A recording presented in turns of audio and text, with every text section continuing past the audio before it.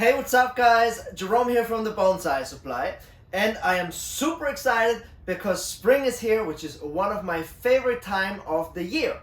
Now in spring, we have to make sure that we keep an eye on a few things to make sure that we transition our bonsai trees from the winter into the spring successfully. So now that's what today's video is all about. So we're going to talk about the placement, we're going to talk about fertilizing, insect care, and repotting, of course. So let's get to it. Alright, so first of all, we're going to talk about the timing of repotting your trees, and we're specifically going to talk about temperate trees because tropical trees are not repotted this time of the year. They are repotted in the summertime, in the middle of the summer when they are actively growing and the night temperatures are steadily above 70 degrees Fahrenheit. That is very important. So keep your tropical trees where they are and don't repot them just yet.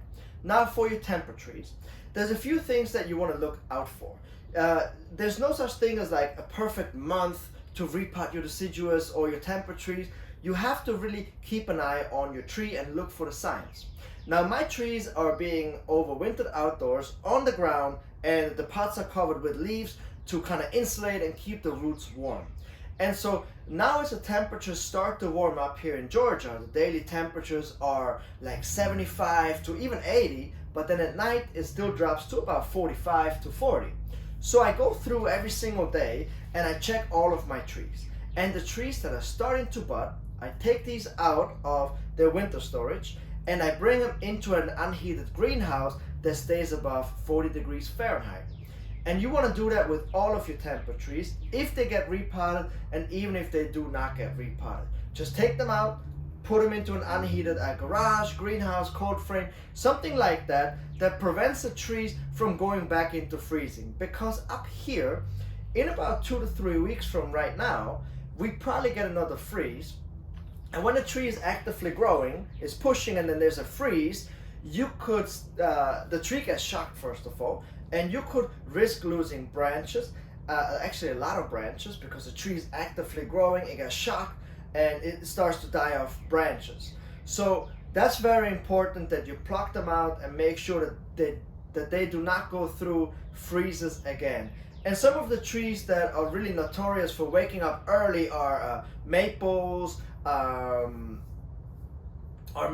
azaleas, wisterias, cherry blossoms. They start to wake up extremely early, and so therefore keep an eye on them, pluck them out, and move them into an area that does not drop below freezing anymore. Now, when we look for the signs of repotting, look at the buds. Like this maple right here, this is a trident maple. As you can see, the leaves are just about to open, they are pushing through. This is the last chance I get to repot this tree if I would want to. Once the leaves are open, it is too late. Like this trident maple here, the leaves are already open, so it is too late to go ahead and repot this particular tree. However, when this tree just started to bud, as you can see here, the buds are starting to swell. That's when I went ahead and repotted this tree, kept it inside my unheated greenhouse, and today the leaves are fully open and the tree is starting to actively grow and push and push and push and push. And that's exactly what we want. We want to prevent them from going back into freezing and keep them in here out of the wind. Now for conifers. As you can see, this juniper right here is starting to actively grow. It's starting to push. This is a good time to go ahead and repot this tree as well. You could have even repotted this tree probably a week earlier. As you can see, the tips are starting to green up. The engine is getting ready to start to fire up. That's when you want to go ahead and repot these trees. And once these needles here have pushed out further, I would not want to go ahead and repot anymore. Now when you go ahead and repot your trees, in terms of soil, I always recommend that you use a good free draining bonsai soil mixture, and I'm going to leave the link below in the description for our soil mixture in case you are in need of some. So now let's go ahead and talk about watering. Alright, so now in terms of watering, the same applies as to repotting your trees. I check every single tree individually. So I don't treat all of my trees like I would later when they all have leafed out. I treat them separately right now. So I go through my entire collection, and as you can see, this wisteria has not even started to push new growth yet. So it is still completely dormant. So this tree, I'm gonna keep it slightly moist, almost on the verge of dry, and I'm gonna check it, you know, every other day or so. But I really water it probably once a week right now, just because it's not actively growing yet. And that's really important, that you differentiate your trees from one another. Because if you start to water too early and too often, and the soil will stay very wet right now, you could introduce rot and fungus and mold to the tree very easily. So therefore, this tree, I treat it like it is still in the winter dormancy. However, take a look at this tree. Now, in comparison to the wisteria, this vitex is already fully actively growing. As you can see, there's new growth everywhere on these branches here, and it's starting to pop here in the front everywhere. This tree is actively growing, so this tree I water every single day, and I keep it well watered because this tree needs more water to support all of this new growth. If a tree does not grow, it doesn't need as much water because there's nothing to support.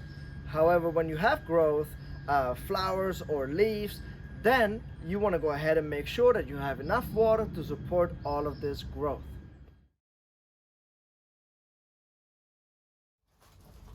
Alright, so when we talk about fertilizing, once again we have to treat each tree by a case-by-case basis.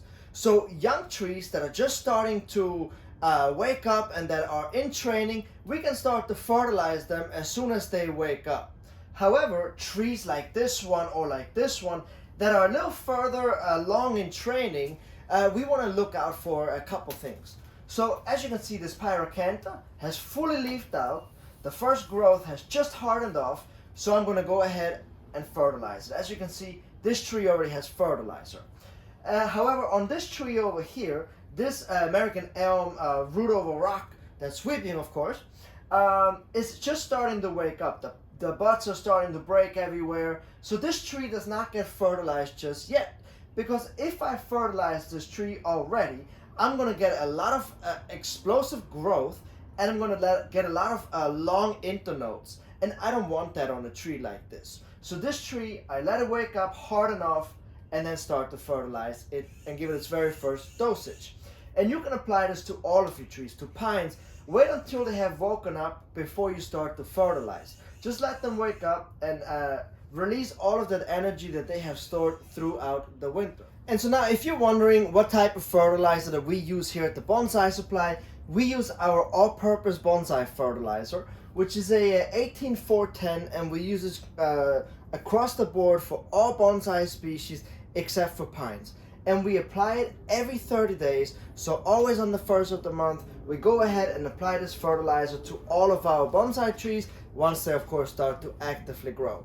Now, just keep in mind that I will leave all the links down in the description of all of the products that I'm mentioning here in this video, so that it's easy for you to find where these products are.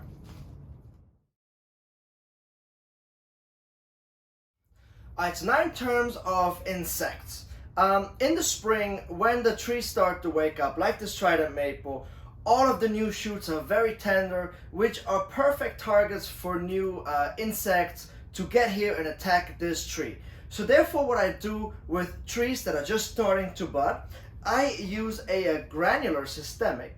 And what I use here is called Merit 0.5, which comes in about a 20-pound bag. But if you only have a few trees, you can also use Bonide, which comes in like a 2-pound jar. And all this is, it's a systemic insecticide, and I just apply a little bit. And you really want to apply this very little. Don't overdo this. Just apply a little bit, like as if you would season a steak with salt, for instance. Just apply a little bit, water it in, and then that will activate the granular systemic. So I start to use that. This is the first thing that I use in the spring on all of my trees. When they start to wake up, systemic insecticide goes on all of my trees. Now, in terms of something that has already fully leafed out like this, I start to use or add to my insect regimen. I use an insecticidal spray, and use something that covers a lot of things. Like, for instance, this spray covers mites, it covers whiteflies, it covers pretty much anything that we have here in Georgia. So with this one spray, I can spray all of my trees, and it prevents all of the insect infestations that we have up here. So at bud break, the systemic granular, once they start to push out like this, I start to go ahead and spray once a month. Always on the first is when I like to spray because it's easy to remember. I spray all of my trees that have leafed out. And I do that throughout the years as a protection, just as a preventative, because it is a lot easier to prevent trees from getting insect infestations than having to cure the trees when they have an insect infestation already on them. And when you spray a chemical in your backyard, make sure that you do it either in the morning before sunrise or in the evening after sunset, and that's for two reasons. Number one, that there's no bees around or any other birds or anything like that that could get harmed by you using the spray. But for the second reason, the pores on your tree are actually open at night and can actually absorb the insecticide that you spray. So that is very, very important. Alright, so I hope that you enjoyed today's video, and I hope that you now know everything that you need to do in the spring to securely transition your trees from the winter into the spring. If you have any questions regarding spring care, please comment below, let me know, and I will catch you guys next time. Hey, thank you so much for watching this video, and if you enjoy bonsai content, make sure that you subscribe to this channel and check out our new book, Freestyle Bonsai. Available now for pre-order on Amazon.com in the US, Canada, Australia, and Europe. And if you have already pre-ordered it, make sure that you participate for a free Zoom session on our website, thebonsaisupply.com. See you guys next time.